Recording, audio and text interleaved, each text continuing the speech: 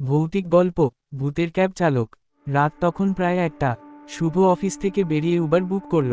কয়েক মিনিটের মধ্যে একটা সাদা রঙের ক্যাব এসে থামল। চালক একটা কালো টুপি পরেছিল, মুখটা ঠিকমতো দেখা যাচ্ছিল না। শুভ গাড়িতে উঠে দেখে আশেপাশে কোনো শব্দ নেই, এমনকি গাড়ির ইঞ্জিনের আওয়াজও খুব কম।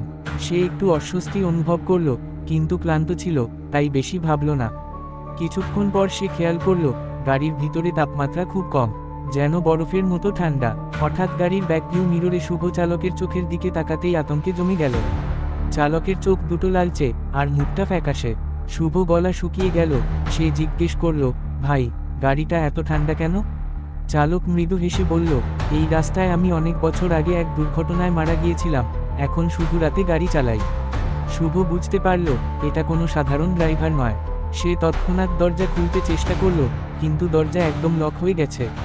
সে চিৎকার করতে চাইল, কিন্তু গলা দিয়ে কোনো শব্দ বের হলো না। ঠিক তখনই গাড়িটা হঠাৎ থেমে গেল। শুভ তাকিয়ে দেখে সে একদম নিজের বাড়ির সামনে দাঁড়িয়ে আছে। সে দরজা খুলে দৌড়ে বাইরে চলে এল, কিন্তু পিছনে ফিরে দেখে গাড়িটা কোথাও নেই। সেদিনের পর থেকে শুভ রাতে ক্যাব নেওয়ার আগে চালকের মুখ ভালো করে দেখে, কারণ সে জানে আবার যদি সেই ভূতের ক্যাব ফিরে আসে, তাহলে সে আর বেঁচে ফিরতে পারবে না।